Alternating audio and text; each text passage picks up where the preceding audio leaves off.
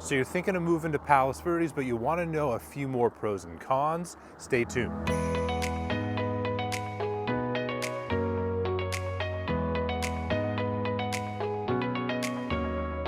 What's going on? My name's Tony Buttitta. I'm a local realtor up here in Palos Verdes and the South Bay. So a few weeks ago, we did a pros and cons video about PV, but I realized there's a few more, so let's just dive into those. Number one, yard space. So a lot of people move up to Palos Verdes because it's the kind of place where you could find all types of different homes that'll give you some type of outdoor space, whether that be a backyard, a front yard, or maybe even both. A lot of people who live down in the beach cities, or maybe they're in more of a downtown type setting where you're in a building or more like kind of like a tall and skinny type situation, you'll find really nice homes up here where you can get a lot of outdoor space. So for many people, moving to Palos Verdes in order to find more yard space is a major pro. Second, let's talk about crime rate. Now, the peninsula is not crime-free, but there's a relatively low crime rate up here. One of the benefits of living in Palos Verdes Estates is that Palos Verdes Estates has its own private police department. One of the reasons for the low crime rate up here is that the peninsula is in kind of a remote location, so we're away from a lot of the freeways, or about a 20 to 30 minute drive. Palos Verdes is not the kind of place that you're just gonna drive through randomly. Maybe you're on like a scenic drive or something, but it's not like a pass-through area. There's also only so many ways to get up and down off the hill. So there's a lot of different factors as to why the crime rate up here is low, but for many people, this is a major, major pro. Next, let's talk about walkability. There are definitely some neighborhoods up here where you can walk to local restaurants, shops, grocery stores, coffee shops. But in general, Palos Verdes is not going to give you very high walk scores if you check out websites that promote stuff like that. Many of these neighborhoods, while they're great for walking around, right, a lot of the neighborhoods up here will be in a flat area. I did go over in a previous video that sometimes if you live on a very steep hill up here, you might have a challenging walk if you like to just go out your front door and go for a walk.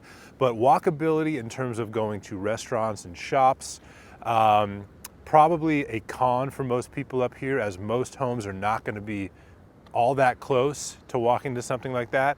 Now, there are definitely pockets in neighborhoods which will have an excellent walkability score.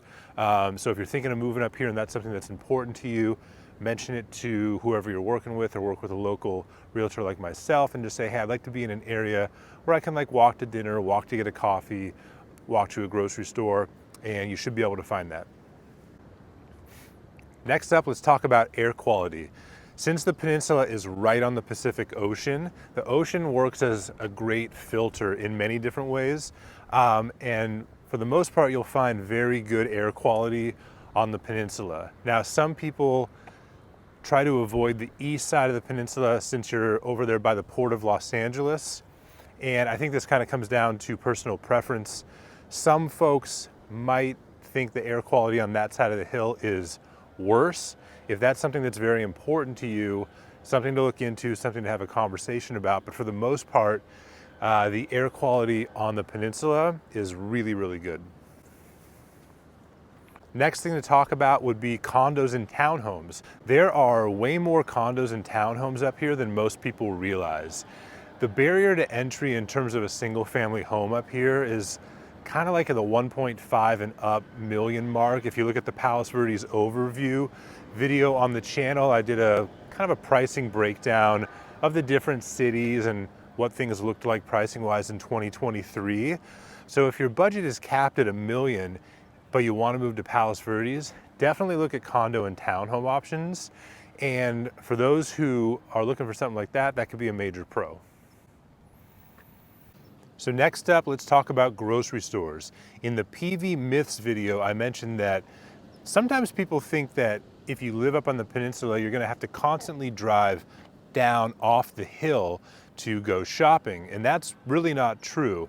Especially when it comes to grocery stores. You're gonna find 4 major grocery stores up here: Ralph's, Pavilions, Bristol Farms, and Trader Joe's, and then some other smaller grocery options as well. So I think it's actually a major pro, especially if you're on the western side of the peninsula, there are actually quite a few options to go grocery shopping, often more than people think.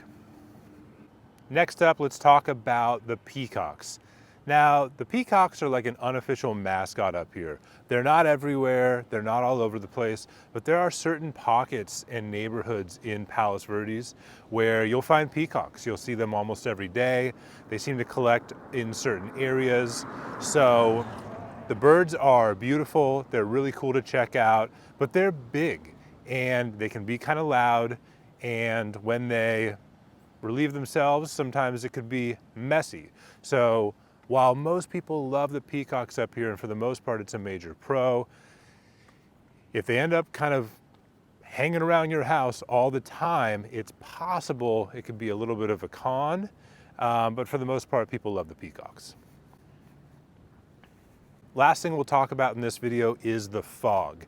Now, sometimes on the back of the hill, you'll get a marine layer that kind of just hangs out there. There's certain times of the year where you might have, very foggy mornings and it might burn off by the afternoon. There's times when the peninsula is just engulfed in fog and it's very difficult to drive and see where you're going.